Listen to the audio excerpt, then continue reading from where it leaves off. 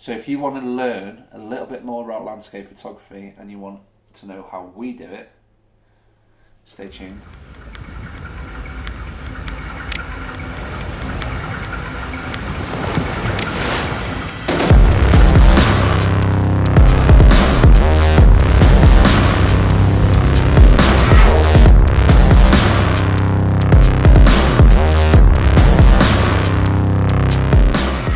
We don't know everything, but we have a good idea when it comes to photography and videography how things should be done.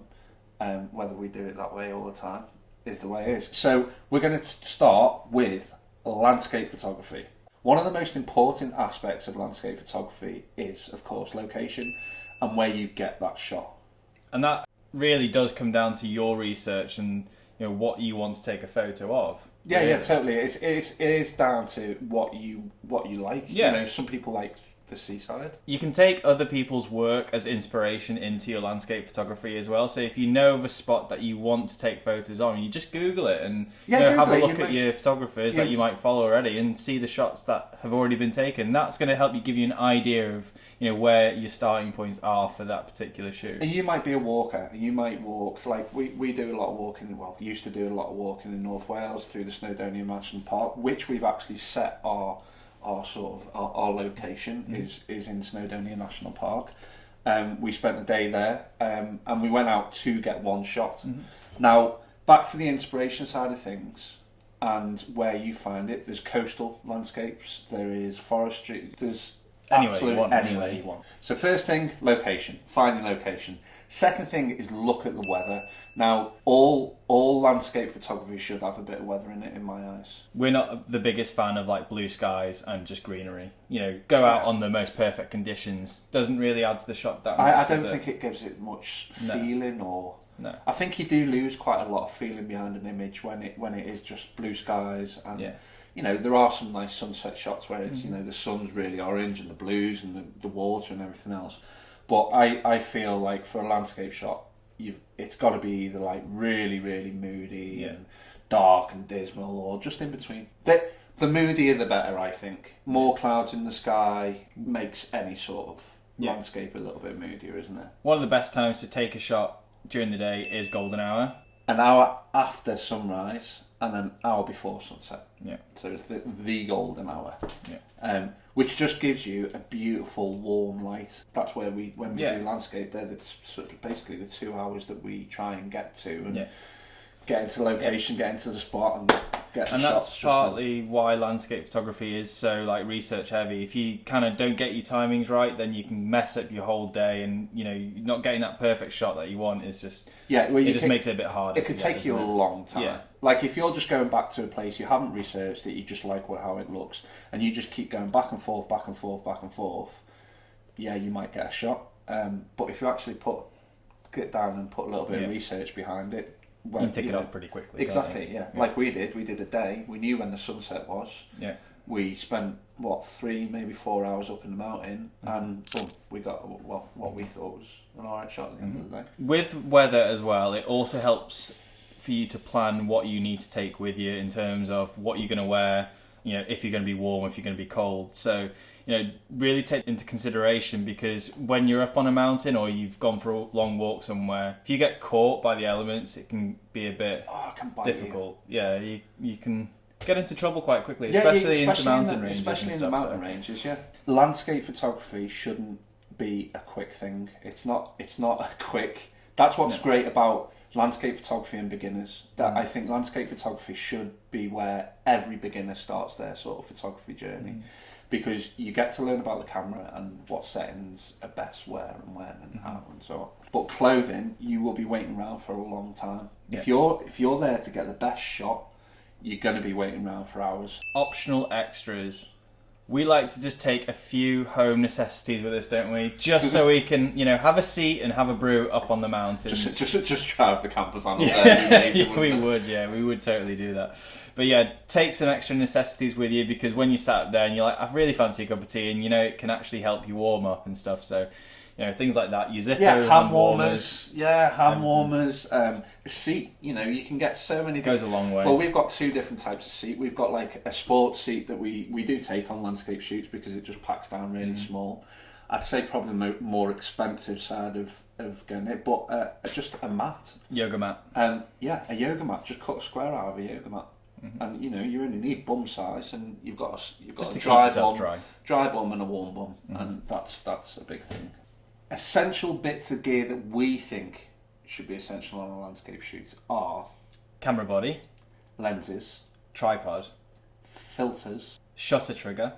But with the shutter trigger, you can also use your self timer on the camera. You can, but triggers are a good one.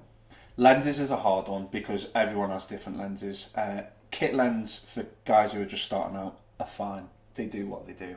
But if you're going on, if you're that little bit extra into your landscape career and you're taking pictures and you're actually maybe even selling them, or you want to get a little bit more of a sharper image, glass is important. When we go on landscape shoots, I usually only like taking one lens, because composition is massive with it, and I'll take a wide angle lens and we're going to shoot it. So I'll take my Nikon D810 and a wide angle lens on this shoot for the sort of purposes of taking as least lenses and as many lenses as we possibly could. The trinity of lenses, or what we call the trinity. I don't know if everyone calls it Trinity. No, basically 3 lenses that I've always got in my bag and you've always got in your bag, haven't you?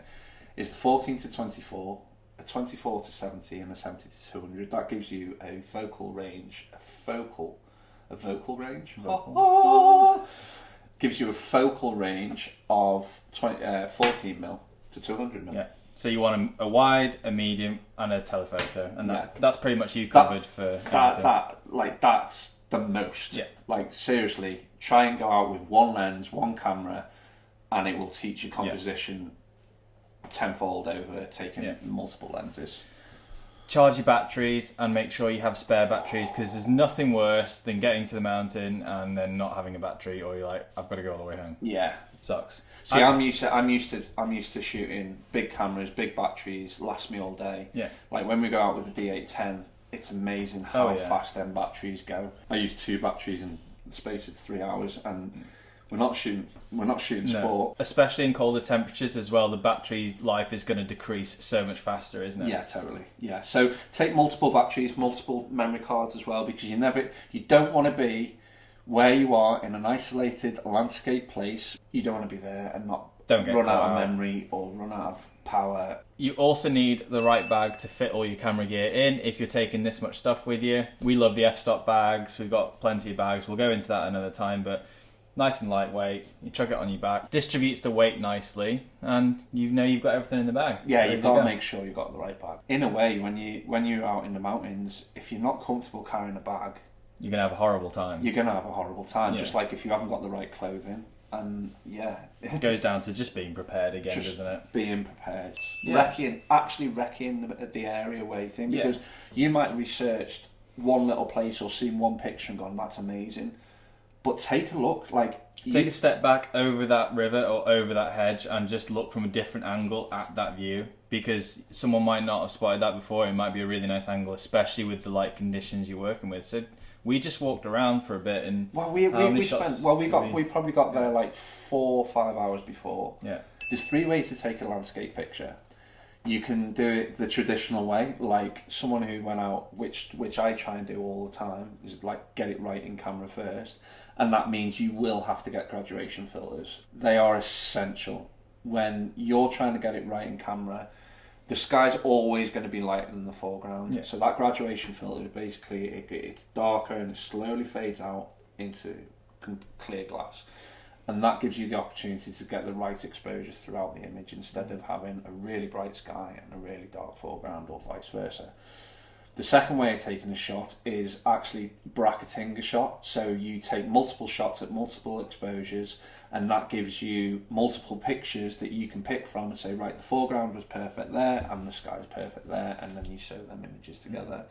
And the third one is actually relying, and fingers crossed your editing suite is good enough, is taking a picture, slightly underexposed, I find the best way to do it. So you've still got ways to pull the sky or pull the shadows up or pull the highlights out of the sky.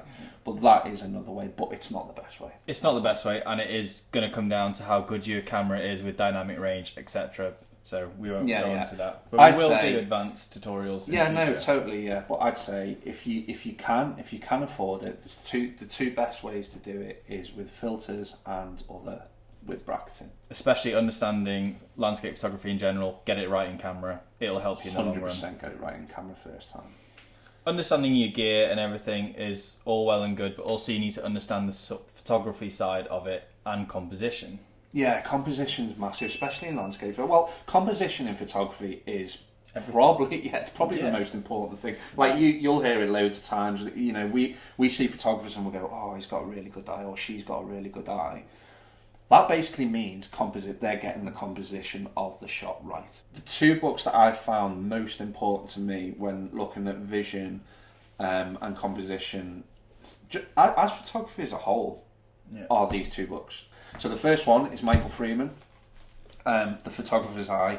The second one, which I found really helpful, and it was put together by three English photographers, but one of my favourite photographers, Joe Cornish, is Developing Vision and Style. But yeah, this is a good one as well. So we'll put all this in the description below, and if you need any help, just give us a shout. We're not going to talk too much about post-production on photos because we find it's very individual and very up to you how you want to edit your shots. Like, people go for the natural look, and then there's a lot more, faddy looks as well. It's endless when it comes to editing. It's endless, especially in the software we've got. So post-processing is entirely up to you. For the purpose of the video, we've gone, our classic style, and we're going to flash up the photos on screen so you can have a look and help understand all the methods that we have used.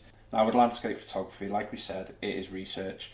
So you've done all your research, you've done your location research, you've looked at the weather, you know exactly how it's going to pan out. You've got all your gear ready, you've got your tripod, your multiple lenses, your one camera, and all your nice necessities to go along with it, and you're up the mountain. What settings do you use? These settings are not set in stone. They are just guidelines on, how to get the results out of your camera. So this shot here is the one we took from up the mountain. Yeah, one of. We got multiple shots that day. Bing, bing, bing, bing, bing, bing, bing. Ding, ding, ding. There's only 3 settings you should be concentrating on when you are taking a landscape shot, because you've got time to do so. Always shoot in manual, because you have complete control over your camera. You have your f-stop, so your aperture, how big your aperture is. Now, you might be wanting to put a little bokeh in there. Again, that is down to style. But if you want everything, especially in a mountain shot, if you want everything to be as crisp as possible, that f-stop has to be as high as possible. Yeah, close that aperture. Massively. Get that aperture as small as you possibly can, which is around usually about 22. Yeah. Some lenses do a little bit higher, some lenses do a little bit lower. Second of all is your ISO. Now, the higher ISO, depending again on camera and everything else, but the higher your ISO, the more noise you're going to get in shot. So, granted, some people don't have the means of a tripod. This is what's so imperative about having a tripod on a landscape shoot. But if you haven't got a tripod, then you might have to put your ISO a little bit higher. Yeah. But I like to sit every time 100. Yeah. That's when you're going to get the best out. Well, not all cameras, but my camera, I know that is going to give me the cleanest, nicest shot out of all the ISO range. And if you're shooting on something like a Sony, that have the higher ISO capabilities or the dual native ISO capabilities, you can shoot handheld at ISO ranges that you wouldn't usually in other cameras without getting that noise. Now, with shutter speed, when you're going low ISO and when you're shooting at a very high aperture, you will probably find that you won't be able to handheld your camera, again, where the tripod comes in useful. So on these shots,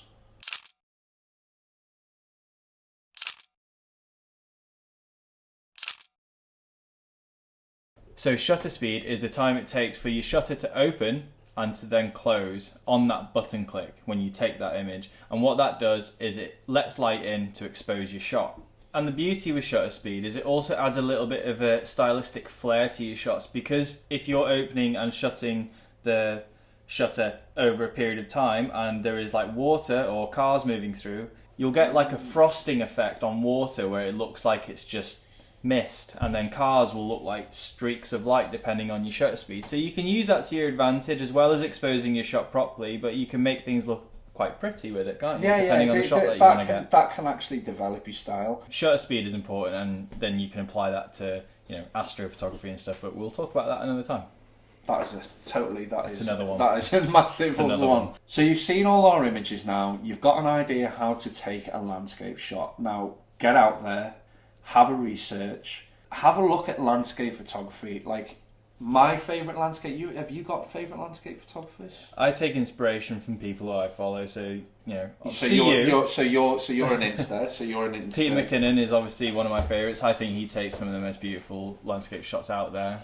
Couple of little books. Books are amazing. Like magazines. Are we about to go into this massive spiel about books now? just fly onto it a little bit, can't we? Books are essential.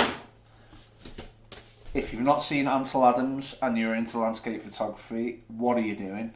Ansel Adams, spot on, godfather of landscape photography. Next one up, Cornish. Joe Cornish is an insane landscape photographer, English fella. Photographer work, really good book. And last but not least, Peter Lick, probably one of my all-time favourite photographers. And you can find books, internet, everything else. He's got galleries around the world. Lastly, we'd like to say big thank you. Big thanks to Alex. Yeah, he helped us out a lot. Came along on the shoot and shot some B-roll with us, and came to do some of his own landscape photography. Yeah, so that was awesome. No, but thank you, Alex, for coming along and helping us out on that one. And if you've been out and taken some landscape shots recently, or you have any questions, drop us a message on Instagram or in the comments. You know, we'd love to see some of your shots that you've taken. Send them over, man. If you've got landscape shots that you like, or you want us to critique, or you want us to help you improve, or you think, how can we get this a little bit better? Send them over. If we can help in any sort of way, we will try and do that. There's no stupid questions. No judgment here. No judgment at all. And that pretty much rounds up. So if you haven't already, check out our NOMATIC bag giveaway, which is live on the channel at the minute and is running for another week or so. So get entered to that. 29th of March. 29th of March we'll be announcing our winners. That'll be on a Mantis Mumbles the Monday after next. Mantis Mumbles. Yeah, Mantis Mumbles. We love Mantis Mumbles because we just get to talk rubbish. It's just where we can be uncut, isn't it? And it's so we can be uncut. What you've probably noticed since the very start we've gone, and I've got a mouth like a pirate. Swear jar to help us on our travels for the next landscape shoot. Okay. That's where Mantis Mumbles, I can just sit back and chill, relax and let it roll. But yeah, Mantis Mumbles will be in between our reviews, product reviews and tech reviews, and also our little tutorial bits. Bits, yeah. So if you haven't already, hit the like button, subscribe, and turn them notifications on. And we'll see you on the next one.